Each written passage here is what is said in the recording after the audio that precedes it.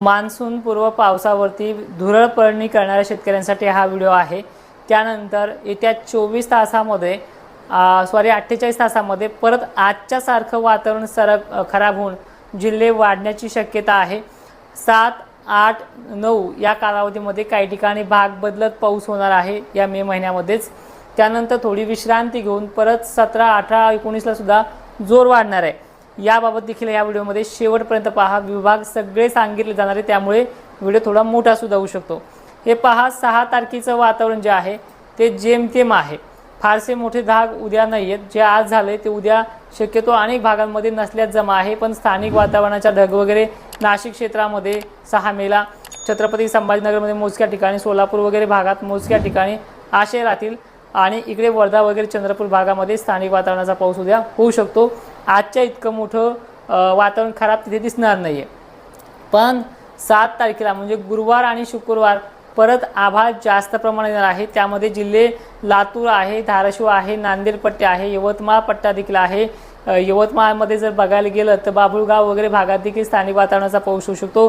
खालीकडे आयाता, सावळी जे काही परिसर आहे इकडे देखील आहे। नांदगाव, अर्धापूर हा देखील भाग आहे। माहूरगड परिसर देखील आहे। लातूरचा जर विचार केला आपण तर किनवटसह लोहा वगैरे भागाचा समावेश आहे। परभणी आहे। जालना स्थानिक वातावरणाची भीती 7 तारखेला आणि 8 तारखेला आहे। त्यानंतर सांगली, सोलापूर, नाशिक जिल्ह्याची ही भीती 7 आणि 8 तारखेला आहे। पण नाशिकमध्ये वारे जर 2:30-3 वाजेपर्यंत जोराने वाहिले तर भीती टळू शकते, पण स्थानिक वातावरणाचा पाऊस आहे। पहिली गोष्ट एक लक्षात ठेवत जा, वातावरण हे जे आहे हे स्थानिक वातावरणाचं आहे, सगळ्यांना पडत नसतं। काही ठिकाणी पाऊस पडण्याचे व्हिडिओज, फोनवरती मेसेज तुम्हाला येऊन जातील, अशा पद्धतीचं हे वातावरण आहे। विदर्भात सुद्धा 7 आणि 8 ला स्थानिक वातावरणाची भीती आहे, पण लग्न समारंभाच्या रात्रीच्या वेळेला फारसा मोठा धाक 7 तारखेला नाहीये। विशेष करून चिखली परिसर असेल, मोताळा परिसर असेल, खामगाव परिसर असेल, या भागातनं फोन आल्यामुळे या भागांची नावं देखील आपण सबमिट केलेली आहे। पाऊस दक्षिण महाराष्ट्रामध्ये, मराठवाड्यामध्ये विशेषतः 7 आणि 8 ला राहू शकतो। शुक्रवारची 8 तारीख देखील पहा, वातावरण हे नाशिक जिल्ह्यापासून ते दक्षिण भागामध्ये म्हणजे पुणे, बारामती, शिरोळ, कासार वगैरे जे काही परिसर आहे, अहिल्यानगरचा समावेश आहे। छत्रपती संभाजीनगर मोजक्या ठिकाणी आहे, चांगले आहे।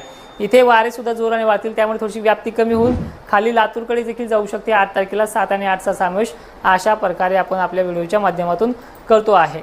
त्यानंतर ही परिस्थिती महाराष्ट्राच्या दक्षिण भागाकडनं म्हणजे सरळ सांगायचं झालं तर कर्नाटककडनं येत असल्यामुळे वारे पश्चिमेकडे म्हणजे अरबी समुद्रातनं वारे पूर्णपणे बाष्प महाराष्ट्रात घेऊन येत असल्यामुळे यामध्ये खानदेशचाही समावेश केलेला आहे। तर खानदेशमधले कुठले भाग आहेत सरळ सांगण्याचा प्रयत्न करतोय। जास्त काही गावं नाही आहेत, पण नाशिकमधल्या उत्तरेकडील भागांमध्ये, मालेगाव क्षेत्रामध्ये, धुळ्यामध्ये, छत्रपती संभाजीनगरच्या पश्चिम भागाकडे, दक्षिण भागाकडे अहिल्यानगरचा समावेश पुन्हा 7-8 तारखेनंतर 9 ला सुद्धा आहे। त्यानंतर पुण्याचा, कोल्हापूरचा समावेश जास्त करून दक्षिण भागाकडे आहे, कारण की दक्षिण भागाकडून देखील वातावरण सक्रिय होते। आणि 8च्या बाबतीत खानदेशही आहे। विदर्भातला नागपूर, अकोला, यवतमाळ पट्टा देखील आहे, मोजक्या ठिकाणी गोयना, अहिल्यानगर आहे। आणि पुणे परिसराला 8 आणि 9 तारखी ह्या 2-3 दिवसापेक्षाही महत्त्वाची ठरणारी आहे। 9 तारखेचं वातावरण जर आपण पाहिलं तर 9 तारखेला परत दक्षिण महाराष्ट्रातला कोल्हापूर, सांगली वगैरे भाग देखील सांगितलेला आहे, जे तुम्ही आत्ताच ऐकलेलं आहे।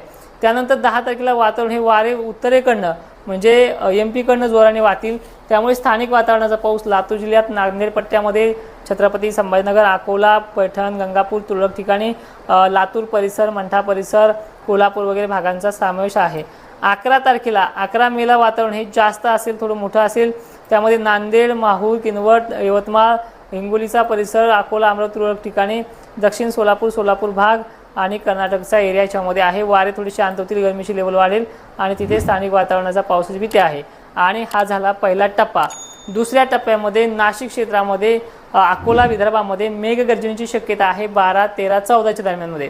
त्याच्यामध्ये लातूरचा समावेश आहे, नांदेडचा समावेश आहे, सोलापूर, बीड वगैरे भागाचा समावेश आहे। एक व्यापकता याची 12 नंतर कमी होऊन जाईल 1-2 दिवसासाठी, नंतर तो 17-18 तारखेला परत वाढणार आहे। 12-13ला देखील या चक्रीवादळामुळे काही भाग असे आहेत दक्षिण महाराष्ट्र, मराठवाड्यामध्ये, इथे ते देखील थोड्या प्रमाणात घेतलं जाईल अशी परिस्थिती आहे। मी थोडक्यात तुम्हाला पुन्हा समजून सांगतो, फक्त लक्षपूर्वक ऐका। तर चक्रीवादळ हे पश्चिम बंगालच्या खाडीकडे, छत्तीसगडला कर्नाटकमध्ये काही ठिकाणी, तेलंगणामध्ये काही ठिकाणी पाऊस आणू शकतो, पण या पाठोपाठ लगेच अरबी समुद्रात पुन्हा एक लो प्रेशर बनते आणि याच्यामुळे राज्यातलं वातावरण 22 तारखेपर्यंत खराब राहू शकतंय। आता मान्सून संदर्भात आणि मे महिन्यासंदर्भात हे जे काही घडणार आहे याबद्दल लक्षपूर्वक ऐका।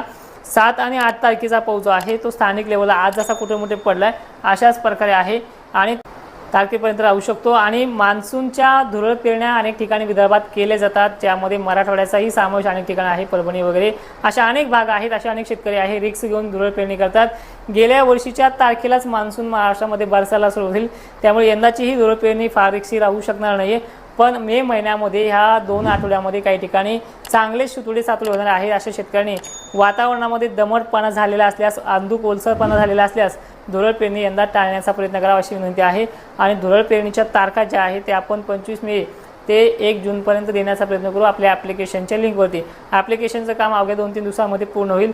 जवळपास 10 तारखेला आपण 15 तारीख दिलेली तरी अपडेट पूर्ण व्हायची, पण 10 तारखेपर्यंत ॲप्लिकेशनवरती लाईव्ह घ्यायला सुरुवात करूयात। आणि महाराष्ट्रातल्या ह्या दोन्ही आठवड्याचा असा प्रवास आहे। आता सगळ्यात मोठा प्रश्न हा पडतोय की हे वातावरण 8 दिवसासाठी किंवा 10 दिवसासाठी क्लिअर होईल का? असं क्लिअर होणार शेतकऱ्यांना जे मागे बोललो तुम्ही दिलासा आहे कधी शितुड्याचा किंवा आभाळाच्या सावलीचा, तो आता हा स्टार्टअप झालेला आहे। 7-8 तारखेपासून अजून याच्यामध्ये सावली पडायला भरविल। ज्यांच्या मिरच्या असतील, मिरची उत्पादक शेतकरी असेल यांना हा दिलासा असणार आहे।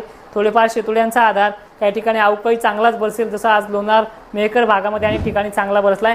अशा प्रकारचं शेड्यूल याच्यामध्ये राहू शकतं, फायदेशीर गोष्टी याच्यामध्ये आहेत।